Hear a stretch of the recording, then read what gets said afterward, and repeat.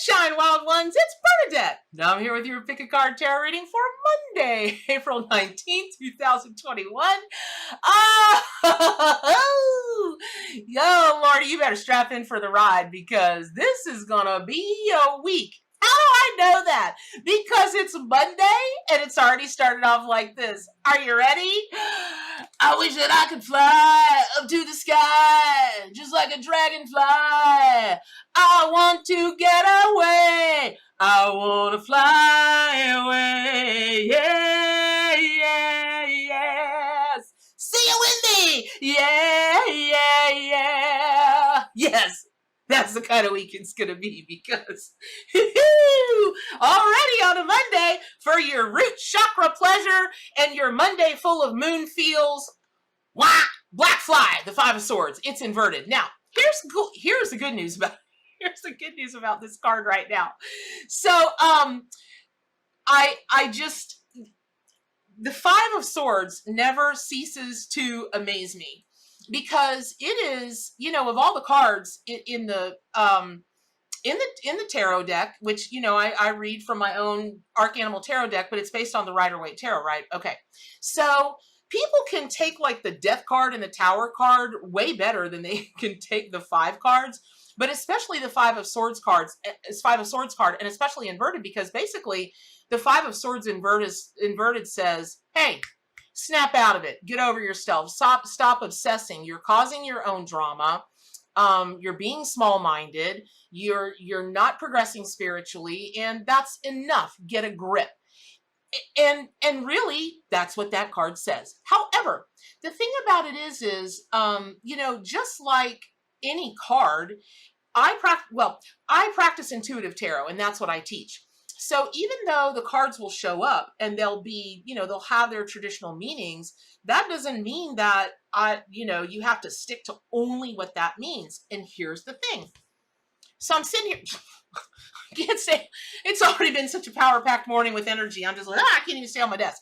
So when I sat and I thought about the card and I just allowed everything to come in the way it really is meant for you all, for the collective, what I was shown was to really implore you, beg you, implore you, ask you to consider, just straight up tell y'all to please take a very good look at those things that are nagging at you, that you just can't seem to let go.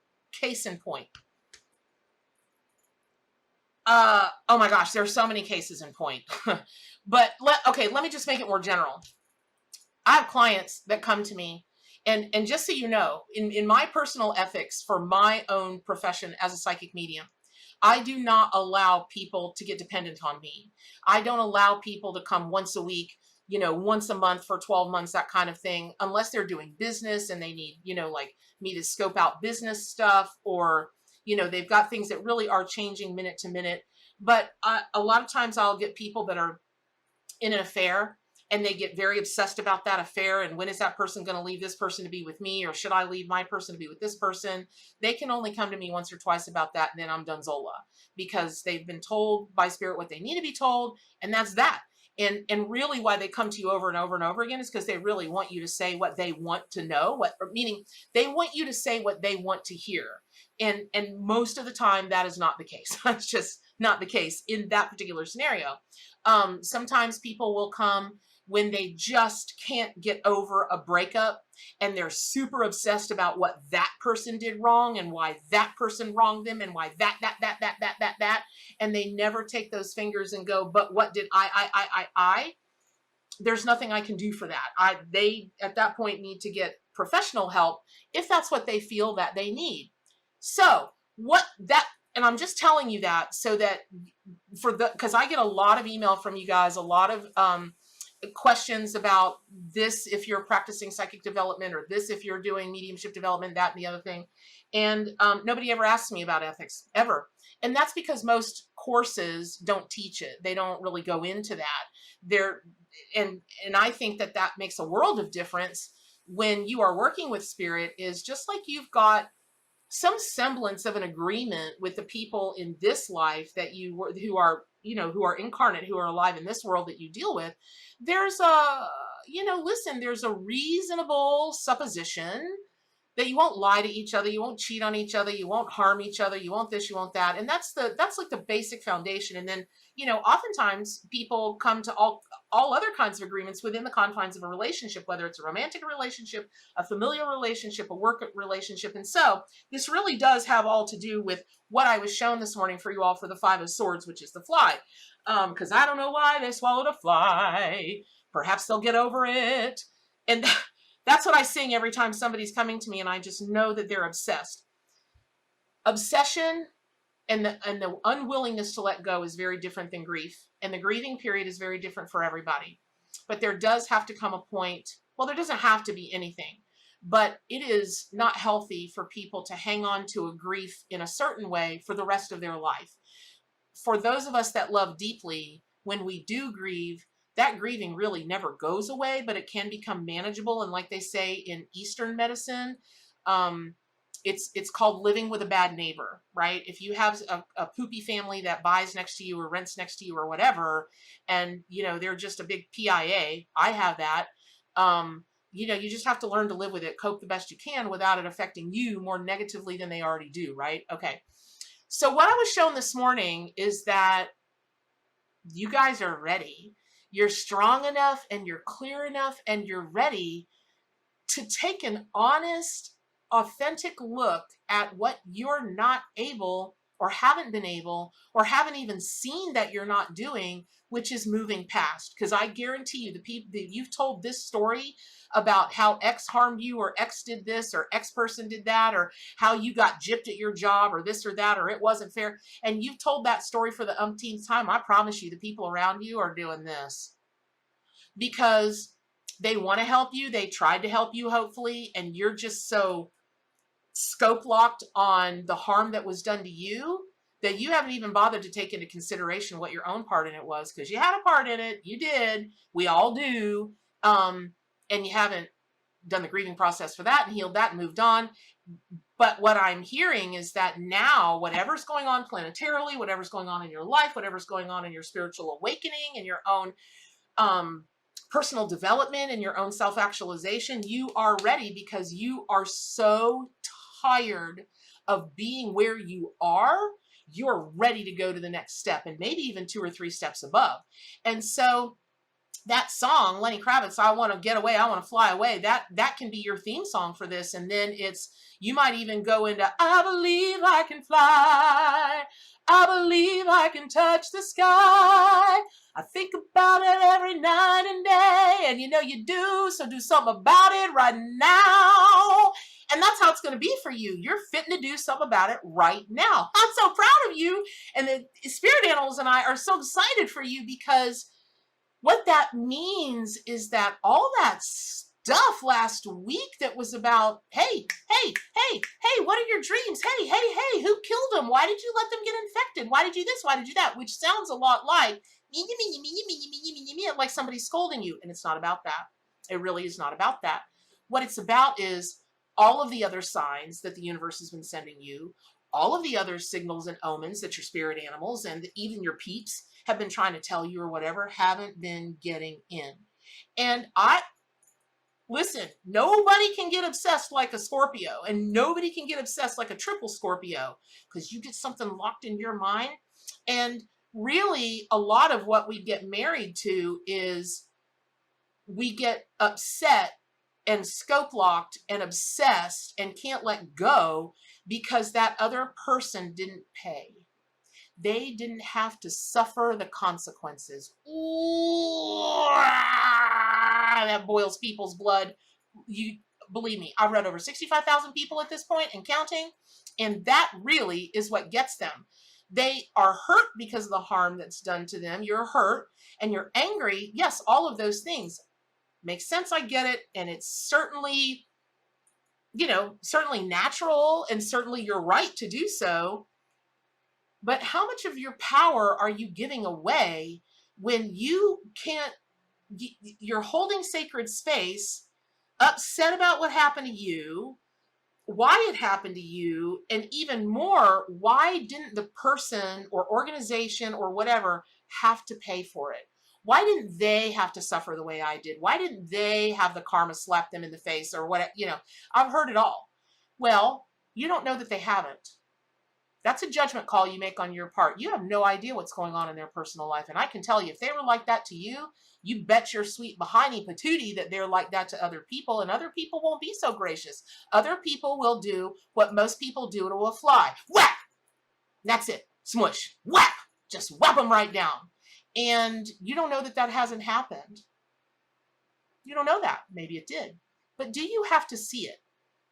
Do you have to see it? It's like at the end of, nobody was madder at the last episode of the Game of Thrones than I was. I almost let it ruin the entire series for me. I thought it was such a jumping the shark. I still get a little bitter, just a little bitter about it today. Because why? Because Jaime Lannister went back to Cersei Lannister. Are you kidding me? And doesn't that say everything about her, that she died a horrible death, but her hand was still sticking out of the rocks with that damn glass of wine? Why didn't she have to suffer? Why didn't she have to? Right? I get it. But when you look at her life, when you look at what she was in hell her entire life. There wasn't a truly happy moment in that woman's entire life. Really, how much does anybody else need to pay? And while it's not Hollywood grandized, right, that kind of thing, think of when you've been at your lowest moments. Think of when you've been at your most traumatized moments.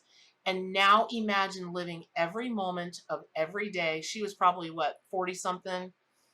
Every minute of every day for 40-something years like that. No wonder she turned into a demon. She was just hollowed out. She was gutted. And it could be argued that Jaime was gracious and benevolent and compassionate, because even though he'd done his growing, and even though she was his sister and the mother of his children and, all of that, he went back to not let her die alone. I mean, there are so many arguments that can be made, but it doesn't matter. What really matters are what are the arguments you can make to yourself? What do you want to get past? If it's all about grieving, make sure you get that. Make sure that you know the difference between grieving and not being able to let go, between grieving and obsessing. And the Five of Swords and the Black Fly can be a very good helpmate for that, because at the end of the day, even though a fly is buzzing around your house and around you and at your picnic table, they are a living being with as much right to be here as you have and I have. So is it okay to swat them and smush them? Well, only you can answer that. I don't.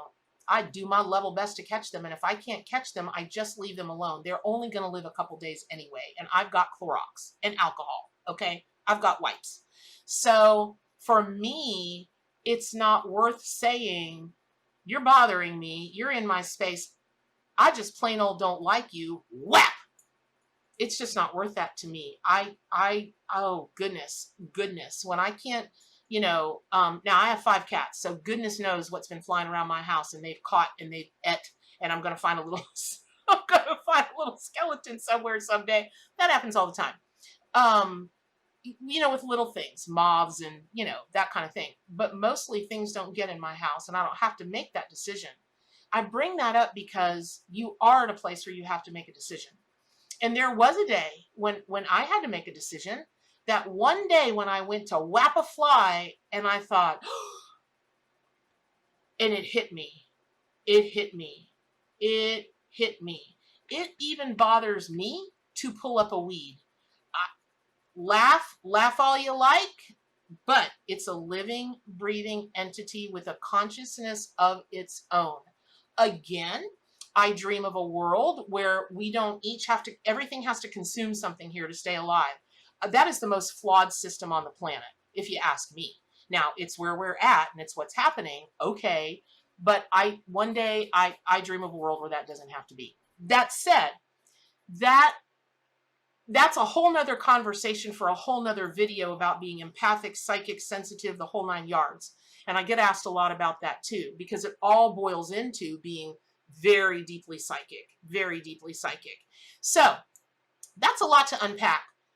The good news of it all, though, is spirit, The animal spirit guides would never bring this message the way that it is if, as a collective, as a consciousness, the animal spirit guides, they know you're ready. They know you've done so much evolving and ascending that you're ready to do the hard stuff. Let that stuff go and move on to the other good stuff, because when you hold sacred space for the bad stuff, there's no extra space for the good stuff, and you're ready for the good stuff. So I hope that was helpful. Please get over to Kickstarter and get your Spirit Totem and Power Animal book before the prices go way up, because the paper prices went way up. After Kickstarter, y'all, I'm probably going to go to $59.99 easily on that book. I'm going to have to. I won't have a choice. So, and it might even be higher depending on what ultimately happens. But and it may not. It may be $54.99. I don't know, but the price is for sure going up, for sure. So get on over there. Get on over to gatheringofmystics.com and subscribe to my YouTube channel. Okay, all the marketing junk. Let me get on with it. What's the most important thing for your day and every day? To do good for animals and to stay wild.